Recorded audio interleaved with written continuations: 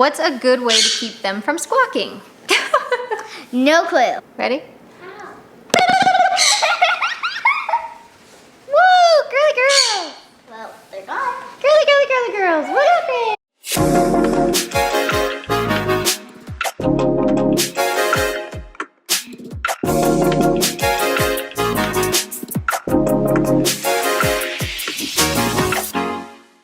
Ready? Get him, Tamara, please. Get him! Get him to fly! What? You're trying to scare them? Yeah. Where's the third one? Right there. Okay. Ready? Ready? Why don't you stand over there so they know they can come to you? Ready? Here we go. You go. Nice try, kiddo. So do they like to always be together or do they prefer to be alone? I notice a lot of the time that Lily tends to break off from the other two. But I do think that they enjoy being together because it's just safer to be a flock. So instinctively, I think they like being together. However, recently, Dave converted one of our 5x8 aviaries into a divided aviary.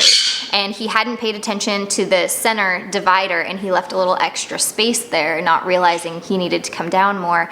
And we kept finding Lily sneaking under the divider to go hang out with Bondi on the other side.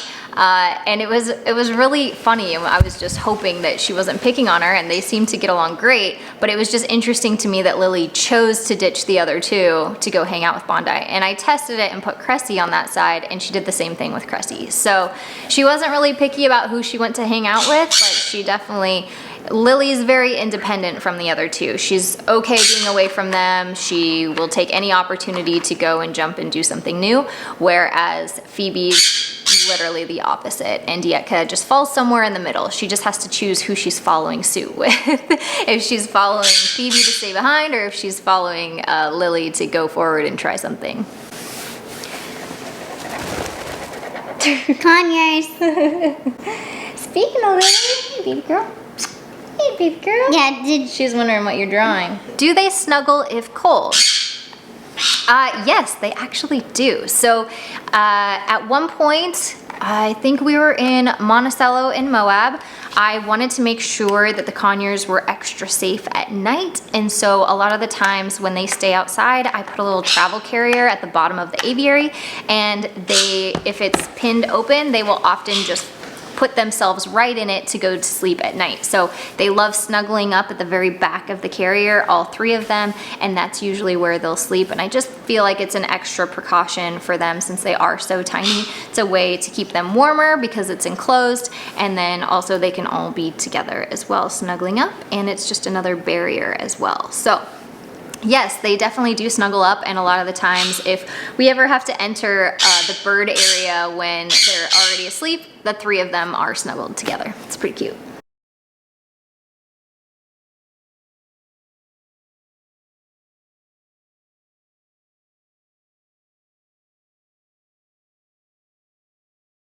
What are their favorite things to do? Probably like eat or Eat? something. Oh yeah, they Yeah. love to eat. Or like if they find treats somewhere, they'll like dive down to get it. They'll Yeah. like no, gimme. Yeah, they're very enthusiastic eaters. I would say the other thing they like to do, they love taking baths. Anytime I offer them a bath, even if one isn't into it and another one is, eventually all three are totally into it.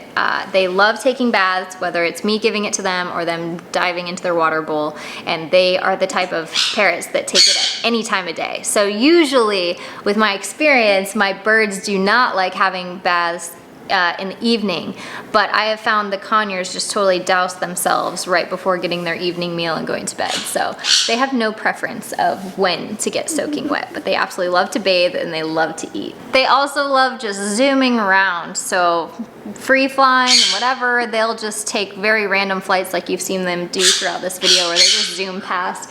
They are all on stands currently, but they love zooming around the house from stand to stand or head to stand. This says, I wonder if you train them together and if they have the same training. So for the most part, yes. But Lily has more training than the other two just because she's showed a lot more interest. So there's been times where we have wanted to demo something and we will train her to do it because we know that she's the most interested and the most likely to give us the footage that we're trying to acquire. So yeah, if you guys keep up with my O-Flock series, it's a series that I have started doing where it's completely unedited videos. You just get to see raw training sessions with me and my own birds working through certain situations, and some of them that I've had to work through with the Conures is just simple step-up stuff because having 3 of them, we tend to treat them, all 3 of them, as one bird instead of 3 individual birds. And I found myself guilty of this a lot. It was like I took out all 3 instead of spending individual time with certain ones. It was always done in all 3 of them and all 3 of them, and it came to a point where we kind of lost the step up as a trick because we would just let them land wherever and they would just fly to us and we would just call them, and it was always flighted behavior. So they would just land on us. And it was just kind of stuff that was getting sloppy. So yeah, it's kind of a pitfall of having more than one just because of how you fall into certain grooves and routines with them. What your baby's doing? All right, this is a pretty broad question, and it's about how to stop sun conures from plucking. And I think when it comes to plucking, the first step is always having a medical check to make sure it's not a medical reason that they are plucking. What were you trying to do? I'm trying to hug her. Well, no wonder. I want to be hugged. She finally came to you and you ruined it. So yeah, when it comes to plucking, you always have to check them out medically first, just to make sure that there's no underlying issue. But after that, I believe in starting with diet and starting from the foundations up. And diet is huge with plucking, especially with cockatoos. You know, I've heard of cockatoo owners just completely taking fruit out of the diet and that being a game changer. Changing the pellet to a high quality pellet and that being a game changer. But I think a complete diet revamp is really the answer with starting to look at fixing plucking. I also think sunlight is incredibly important and fresh air. We don't have the air quality in our homes that these guys really need. These are animals that are used to living outdoors 24/7, and so I think as much exposure to natural sunlight and fresh air that you can give, the better for their plumage and feathers. And then of course, frequent bathing, which is daily. You know, if they have the opportunity to bathe daily, even if they aren't doing it every single time, as long as they have that opportunity, it's really ideal for keeping them super healthy. Okay, let's smell her and see. What's she smell like? What do you think? I think she just smells like a bird. I mean, she smells good. Yeah. She's like, stop sniffing me, humans. She smells good. I'm Yeah. still a bigger fan of how macaws smell. I think she still smells like a little bird. She smells like a little bird. I want her to smell like lavender. Even though our macaws can get really loud, they don't make noise this frequently. So as you can tell, they're not getting reinforced for the noise that they're making. They're just making it because they're sun conures. So one of the things that we changed last year was I added wheels to all of my aviaries that are indoors so that I can easily move them outdoors. And this has been a game changer for me because it tends to be almost a on display sort of thing in my driveway where I can move the birds out, and I can do it for a designated amount of time. So I can wait till 9, 10 a.m. or so once it's warmed up, and I can move the aviaries out. They can be out, I can be giving them a bath, and they can stay out there without much issue. But if I put them in the backyard, the complaints just start flying in, literally. So yeah, so I do try to get them outside as much as possible, but for the most part, unless we're free flying them, bathing them, cleaning aviaries, and it's for a designated chunk of time where it's usually maybe 9 or 10 a.m. through 6 p.m. 6 p.m. before it gets dark, they can be outside, but they're outside the least, admittedly, just because of the noise alone. Although they're not noisy when they're eating, it just doesn't take that long. I also think part of the problem for why these guys are so noisy is that they are used to being together and having each other for companionship versus when they're separated. What are you doing? when they're separated, I think they would start to self-entertain a little bit more. They would play with their toys a little bit more. And although they're active with their toys, it's not what it could be. So I think if they were separated, it would be better. So any basic tips on conure hormones? Yes. So one of the things that owners think is really adorable with conures is that they love to nestle into your sleeves and your shirt and go down your shirt and just be all up in your clothes and kind of make it a nesty thing. I've also seen people feeding their conures out of their mouths. Those sorts of things is just initiating a hormonal response. So you never want to feed your bird out of your own mouth. Not even we do that. That's disgusting. And then the other thing is, although they're adorable when they're burrowing into clothes and stuff, and it's really, really cute, it can escalate into more of a nesty type behavior. And if they have one person they prefer to do that with, they might become very aggressive towards anybody who approaches. So minimizing that as much as possible is really ideal. Also, fabric sort of textures are just not safe because a lot of these birds, they get obsessive with the texture and they love to chew and gnaw on it, and eventually they will ingest it and it will become like causing an impact issue in their digestive system because they cannot push it all the way through. So it becomes a surgery needed sort of response. So just being aware of those types of things and not doing it. Also, a lot of people like to let their birds play with boxes, and that can kind of create a nesting type response as well. So cardboard is great, just make sure that it's not making an enclosed dark space for them. That's really what you're trying to avoid. But if they tend to destroy the box into a point where there is nothing left and there is no dark enclosed space, great. It's really just paying attention to whether or not that is a hormonal trigger for your bird. And if it's not, great. But if it is, or if you see it becoming one, you definitely want to avoid it. So how big of a cage do they need? The bigger, the better. Just keep in mind bar spacing. These guys are just flying all over. You want to have adequate and safe bar spacing for these guys because they are smaller, but I've always been a believer that the bigger environment and enclosure you can give them, the better, because that way that they're really a lot more content, self-entertaining, and all that good stuff. I was trying to get the girls in the frame. You cute little girl. You cute little girl. She's trying to let me hug her. Also, a great thing for keeping them from squawking is teaching talking.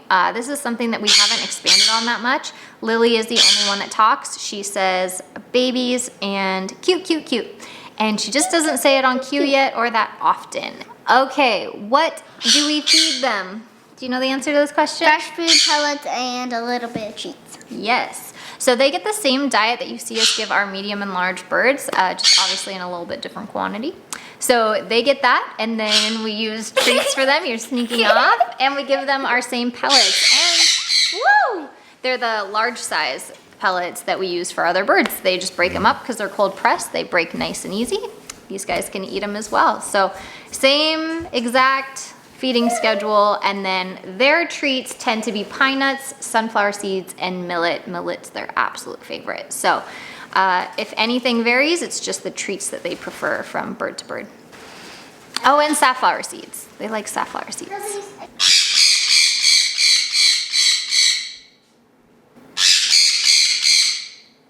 How often do you trim their nails and beak? So I don't think we've ever had this done. Not really.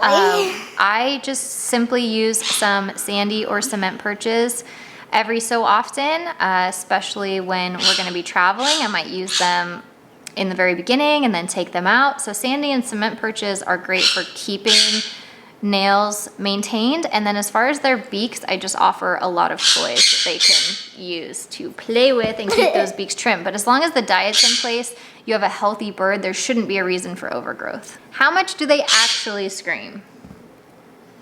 100 times, well, actually 1,000 times a day. Yeah, so pretty much when we enter into the bird room, They scream. They go nuts. The second time, they scream. While I'm getting the food ready, they're pretty much like going crazy. Like that.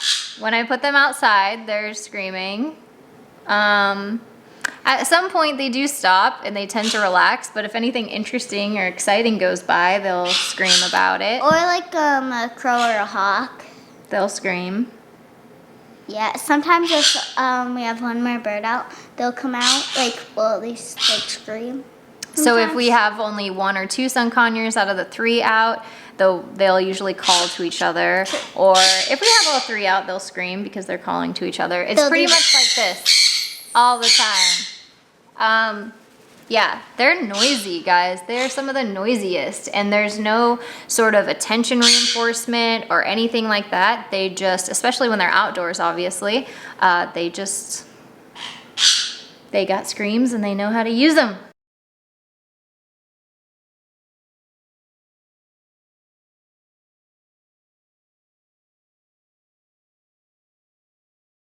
Do you send toy bundles to Australia?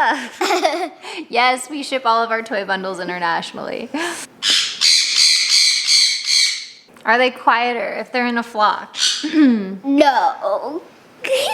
I beg to differ. Like, I think that if we only had one, it wouldn't be so bad.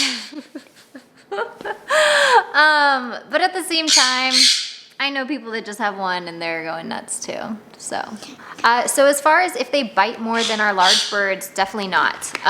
Sun conures are way more, at least our sun conures, are way more likely to just fly away from a situation that they don't like versus feel as though they have to bite you to communicate something. They're way more likely to just bail.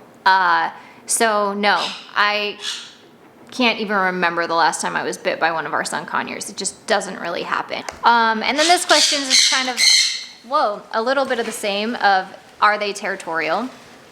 And if I have the other birds out in the house, I don't really notice anything like that. And then when we're traveling or even here at home, what I try to do to bring that down to a reasonable level is I rotate which birds are in which aviaries, which birds are on which stands. I even move the aviaries around. Now that they're on wheels, I can do that. So I put them in different locations. I put them in different aviary parts. So instead of rotating toys so much, I actually rotate birds into different parts of different aviaries. So it works for me. It tends to make it so that they aren't so much like this is my space. They're used to all the different aviaries. So this question says, my sun conure bites, but not with the intention to hurt. Is this something to worry about? I think it is something that you need to think about how it's going to escalate in the future. It's most likely happening because you're ignoring different signs of the bird doesn't want something and it's feeling the need to tell you in that way. Luckily it doesn't hurt, but there's got to be signs before that that you might be missing that you could respect to not get to the point of getting these little bites. Would you tell somebody to get a sun conure as a pet? No. Me either. Get a sun conure as a pet. Ah!